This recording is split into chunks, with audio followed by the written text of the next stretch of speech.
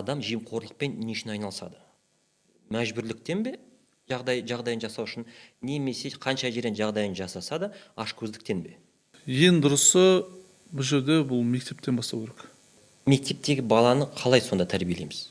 Тұрмыстық жемқорлықты тоқтатып жатырық жай жерден. Бірақ бір жерін тоқтатып жатсақ, екінші жерден пайда болады. Осы дүниемен қалай күресуге болады дегенде, алдыңғы бір спикеріміз болған, Байбосын Серікжан аға.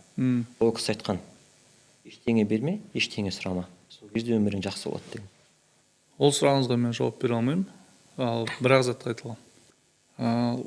Осының барлығын бір күнде бүйтіп жоқ қылдыру мүмкін емес. Қайырлы күн, құрметті көрермендер. Бүгін біз өзіміздің кезекті подкаст жазуымызды жалғастырамыз. Бүгінгі біздің подкастымыздың қонағы ол Жакин Ардақ Дүйсенбекұлы, Самғау қорының басшысы, бірталай стартаптар негізін қалаушы, сонымен қатар кәсіпкерлікпен айналысатын тұлға.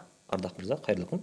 Қайырлы күн баршаңызға. Бүгінгі біздің тақырыбымыз ол жалпы Теміртау қаласы тұрғындарының арасында жемқорлыққа қарсы мәдениетті қалыптастыру және арттыруға арналған жоба аясында жемқорлыққа қатысты пікірімізді білдіру арқылы қалайда осы мәдениетті арттыру, жағдайды жақсарту немесе қосымша ойларды алу арқылы жобаны жақсарту мақсатымен жүргізіліп жатыр. Осыған орай бірталай өзекті сұрақтарды көтергіміз келіп отыр сізбен кәсіпкер ретінде, бірталай жобалар жүзеге асыру ретінде және мемлекетпен бірталай жобаны жүзеге асырушы тұлға ретінде бірталай сұрақтар бар. Бірінші кезекте адам жемқорлықпен не үшін айналысады? Мәжбүрліктен бе, жағдайын жасау үшін, немесе қанша жерден жағдайын жасаса да ашкөздіктен бе? Қайырлы күн баршаңызға, қайырлы күн Абай, рахмет осылай шақырғаныңызға. Менің ойымша жаңағы сұрағыңыз бұл жерде екеуі де бар. Енді ортамыз үлкен болғандықтан біреуі мүмкіндік жоғынан жасайды, біреуі жаңағы жағдайым одан артық болсын дегендей. Енді мынау сөзіміз бар ғой қазақта айтылған. Кедей бай болсам дейді, бай құдай болсам дейді. Енді әр адам өзінің мүмкіндігінше жасайды. Бірақ жемқорлық деген бұл менің ойымша тоқтамайтын зат. Ата заманнан келетір, әлі де бола береді. Әлемдік деңгейде айтып отырсыз. Әлемдік деңгейде және өзіміздің де деңгейде айтып отырмын негізінен. Бірақ бұның мөлшерін азайтуда мәселе. Мынау енді коррупцияның үлкен деңгейде болып жатқан енді мүмкін ол әлемде тоқтамайтын шығар. Осы бертінде Трамптың өзі жазды ғой. Осыған дейін Америкада үлкен мемлекетке компаниялар ақша бермеген. Трамптың кезінен бастап енді өздерінің жаңағы жағдайларын ойлап ақша беріліп жатыр. Мысалға алатын болсақ, сатып алып жатыр. Ал енді бытовой дейді ғой, жай өмірлік отбасы жағдайында, жай ғана біздің күнделікті өзіміздің тіршілік жағдайда менің ойымша жемқорлықты тоқтатуға мүмкіндік бар және тоқтату керек. Тоқтату мүмкіндік бар, ол үшін не істеу керекпіз? Ең дұрысы бұл жерде бұл мектептен бастау керек. Кішкентай балалардан бастау керек. Қазіргі уақытта 18-20-дан асып кеткен адамдарды жемқорлықпен тоқтату деген зат менің ойымша мүмкін емес. Өйткені ол оны көрді. Оның әке-шешесі берді, оның ағасы берді, ол өзде беріп жатыр, өзде алып жатыр. Оған етіне сіңіп кетті. Жақсы. Мектептегі баланы қалай сонда тәрбиелейміз? Өйткені олар тәрбиелейтін, сіз айтып отқан 18-20-дан асқан адамдар ғой, азаматтар ғой. Иә. Ең бастысы енді қалай айтсам болады. Мектепте бізде кәсіпкерлікке оқытады. Мынау основасын берді кәсіпкерлікке. Бірақ бізге мектепте кәсіпкерлікке оқытатын адам кәсіпкер ма? Жоқ, кәсіпкер емес, мен байқаған елдерде. Иә. Бірақ не дегенмен енді 30% болсын, 20% болсын, біз құлақ асамыз, тыңдаймыз. Енді 70-80% мүмкін фантастика шығар ол кісілердің айтып отқандарына. Оның бәрі де кейбір заттарын тыңдаймыз. Дәл сол сияқты жас кезінен бала юридическая грамотность дейді ғой, өзінің жаңағы нені болады, нені болмайтынын білсе, және өз-өзін қалай қорғай алатынын білсе, және ол жаңағы ақша біреуге беріп жатса, пара беріп жатса, бір нәрсе болса, оның салдары қандай болатынын білетін болса, көп адам жас кезінен ол түсінік тоқтайды менің ойымша. Бала осындай күрделі ақпарат қабылдауға дайын деп ойлайсыз ба? Менің ойымша баланы кішкентай кезінен бастау керек оқытуды. Өйткені кішкентай кезінен жаңағы аз мөлшерде ақпаратты ойын жүзінде берсе де, ол құқық жағынан ғана емес, бұл финанс жағынан да, бұл IT жағынан да бүкіл ақпаратты кішкентай кезінен бастап беру керек. Аз мөлшерде. Жақсы. Ал дегенменен мектепте оқитын балалар туралы түсіндік. Дегенменен, егер сіздің қолыңызда болса, сіз қандай заңдарды қабылдайтын едіңіз, немесе қандай реформалар өткізуші едіңіз? Шыны керек, мен заңды қабылдамаушы едім, реформада өткізбеуші едім. 30 жылда бұның бәрі шимайлық болып кетті. Бұның бәрі қазір черновик дейді ғой, бір сөзбен сол болып кетті. Әлбетте, әртүрлі жағдайларға байланысты біздің заңымыз өзгеріп отыр 30 жылдың ішінде. Енді қазіргі күні үйреніп қалған заңымыз бар. Осыны негізі хотя бы дұрыстау керек. Осыны дұрыстап, осыны механизмін дұрыс етсек, осыны өзі әжептәуір бізді дұрыстайды халық ретінде. Бір айта кететін дүние, сіз мысалы 18-20-дан асқан адамдар түзеу мүмкін емес деп жатырсыз да. Бірақ та қазіргі көріп жатқан ақпаратқа қарайтын болсақ, біз Transparency International рейтингісі бойынша 10 позицияға көтерілді. Бұл ең мықты көрсеткіштердің бірі болып саналады. Әлемдік дәрежеде біз Қазақстан ең үлкен орысша айтқанда рывок жасадық. Именно жемқорлықпен күресу бойынша. Бұл бір.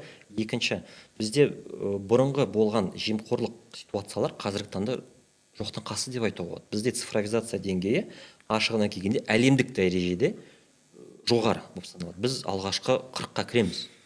30-қа болмаса да 40-қа точно кіреміз. Соңғы рейтингтарды қарағанда. Яғни осыған қарағанда біз жай ғана мүмкіндіктерді минимизациялайтын болсақ, сол 18 жастан асқан, 20 жасқан азаматтарды айналысуға деген ниеті болмайтын практика көрсетіп тұр.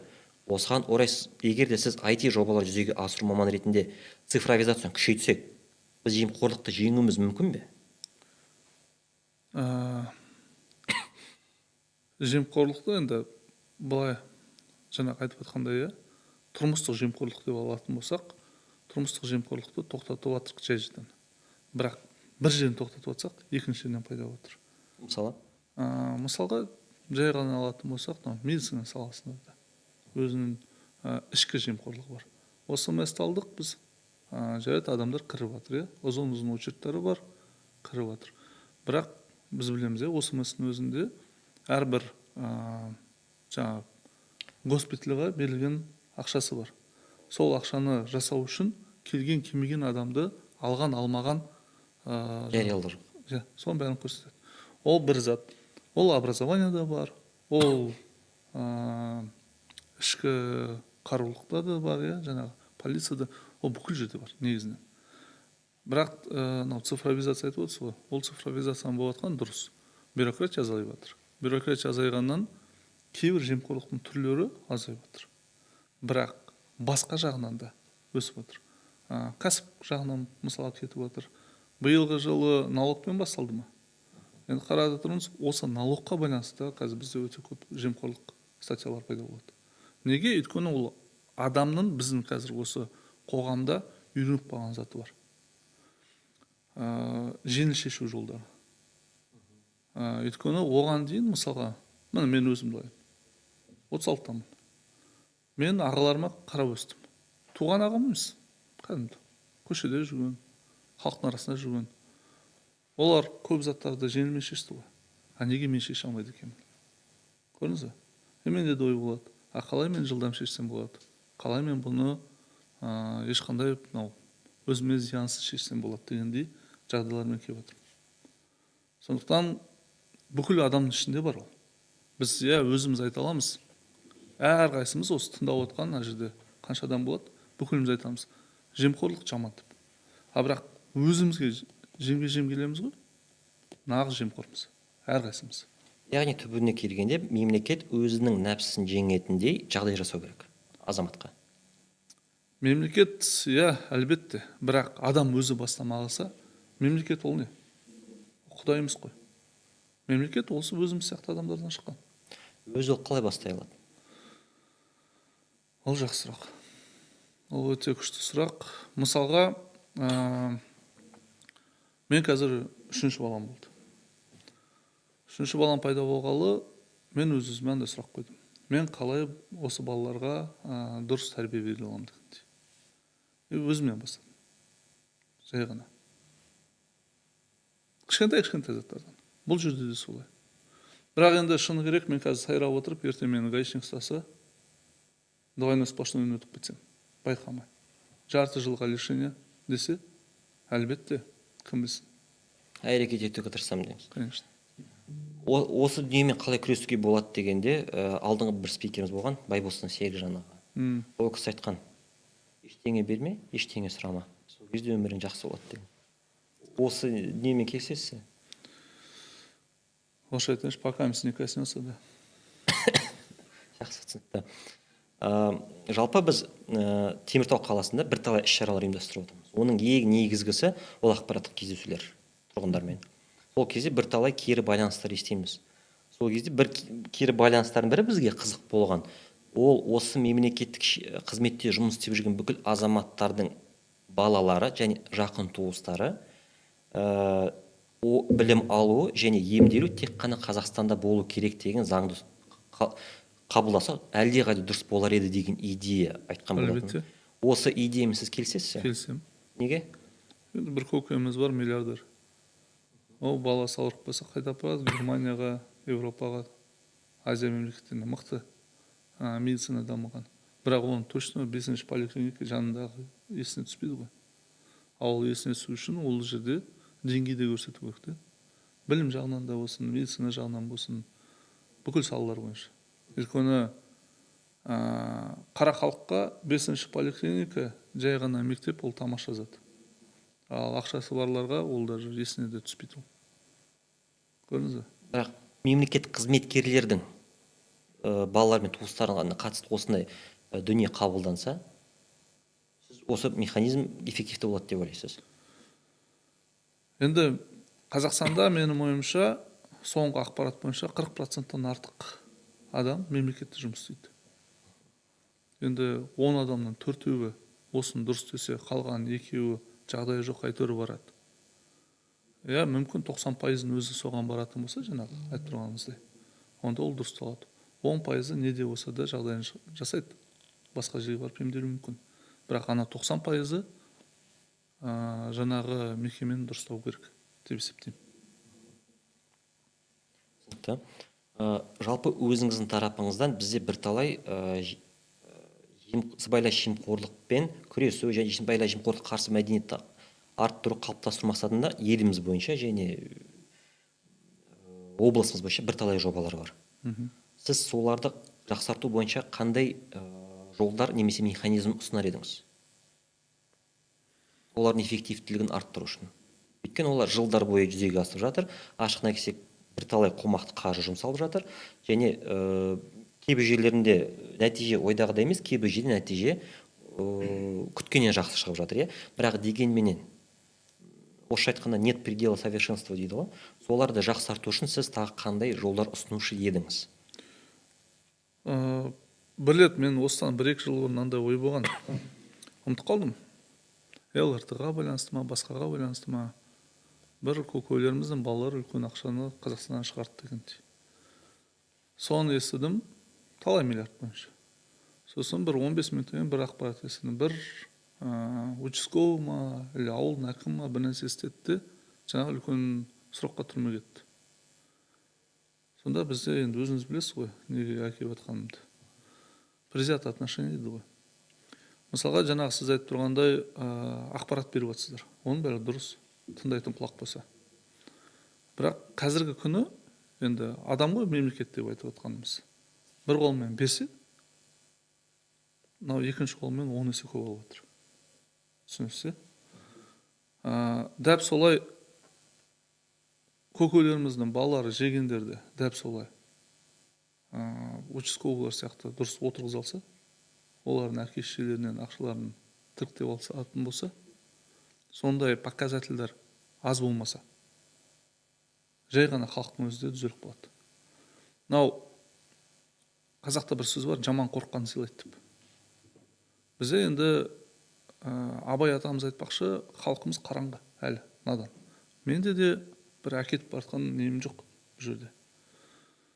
Біз мынау қорққанымыздан сыйлаймыз да, өз тарихымыз солай өзімізде.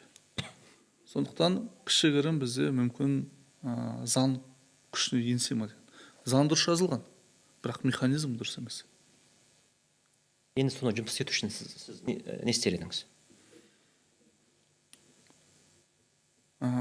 Енді Кейбіреулер өлім жазасы керек дейді, Жоқ, кейбіреулер олай емес. шетелге шығартпау керек дейді, мен шын кейбіреулер айтсам, бүйтіп ауызбен көкуге болады ғой бұл жерде, бүйту керек. Бірақ енді біле тұра қазіргі уақытта біздің жағдайымызды, төбеде көкелеріміздің ортадағы жаңа механизмді 90% қара халық қалай болып жатқанын біле тұра, былай жасау едік деп айту қиын.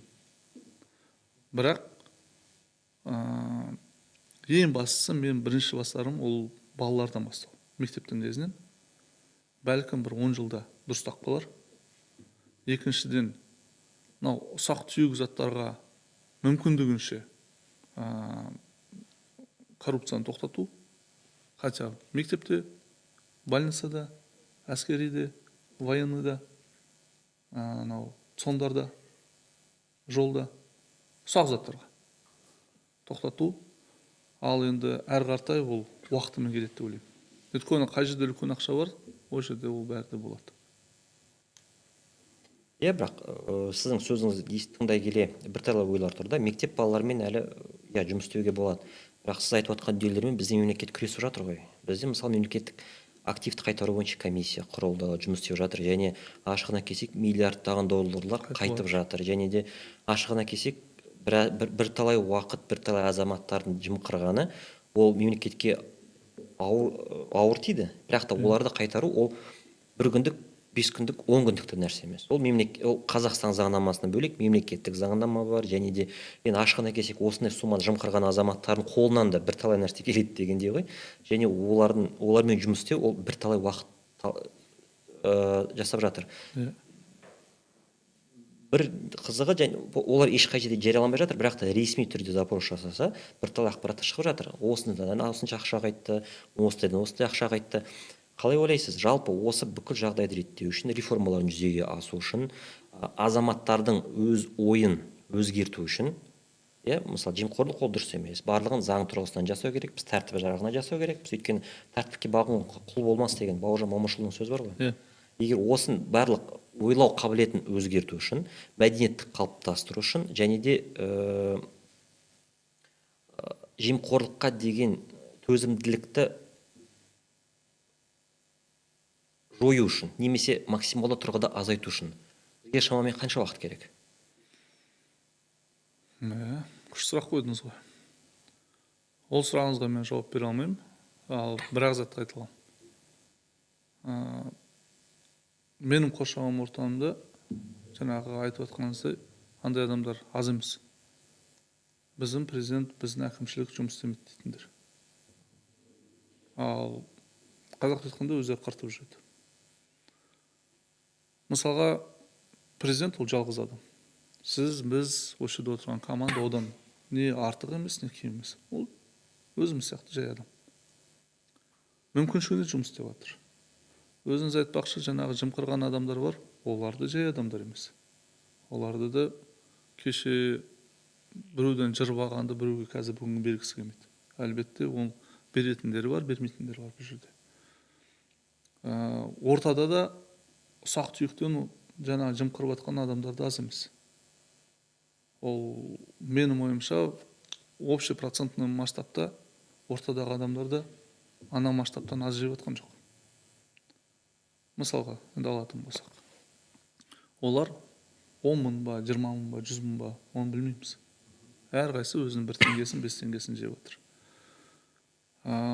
Осының барлығын бір күнде бітіп жоқ қылдыру мүмкін емес. Енді алатын болсақ, жай ғана міне әкімшіліктен ғана бастамайық. Біздің үйдің қасындағы саудагерден бастайық.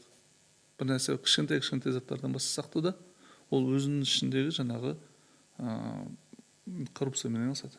кішкентай қауымдар қосылып өздерінің проблемаларын шешу керек. өсет үлкен болып жаңағыдай өсіп шыға келеді. Енді оны алатын болсақ, ол қайдан менің ойымша қайдан келген зат? Осыған дейін сөйлескендей, ол біздің өзіміздің тарихи қауымымыздан келеді. Оны күшейткен Совет одағында 70 жылдың ішінде. Ал бүгін келе адамдар түсініп алды системаны. Енді қазір дұрыстап келе жатыр ғой. Оған дейін біраз жаңағындай жырғы болған. Біріншіден жаңағындай механизмді дұрыстағаннан кейін, оған менің ойымша бір 10 жылдай кетеді. Біздің ішкі механизм дұрыстау, мемлекеттік. Екіншіден, біздің халықтың өзінің қара басын ғана емес, көбімізде бір ой болу керек басымызда. Мемлекетті дұрыстау жағынан, әлде кәсіби жағынан ба, бір жаңағындай идеологиялық заттар. Үшіншіден, сол идеология жаңағы негізі көп затты тоқтатады. Үшіншіден, енді жаңағы айтып кеткенімдей, 18-20 ол уже қалыптасқан адамдар, олармен бетіп түсіндіруге болады. Қабылдайтыны бар, қабылдамайтыны бар, бірақ жемге келгенде көбісі бұрынғыша жасап кетеді. Сондықтан жас бүлдіршіндермен жұмыс істеу керек. Жас бүлдіршіндермен жұмыс істеу деген ол ең тағы бір 20 жыл. Олар жеткенше. Сонда бір 20-30 жылдың ішінде біз дұрыстап қалуымыз керекпіз. Менің ойымша. Жақсы, Ардақ мырза, айтылған ақпараттарыңыз үшін, ой пікіріңіз үшін көп рахмет. Бірталай біз өзімізге жұмыс істеу барысында міндеттерді ескереміз деп айта аламын. Жалпы көрермендер тарапынан егер де сізде бізге қатысты сұрақтар болып жатса, жобаға қатысты сұрақтар болып жатса, сіз емін еркін өзіңіз сұрақтарыңызды қалдыра аласыз. Тіптен біздің жобамызға белсенді түрде қатыса аласыз. Біз ашықпыз, біз жариямыз, және де ең бастысы біздің ниетіміз ашық және айқын. Бұл жобаны максималды тұрғыда жүзеге асырып, аман-есен нәтижесіне жеткізу болып табылады. Сондықтан да подкастымыз қарағаныңыз үшін көп рахмет. Аман сау, саламат болыңыздар.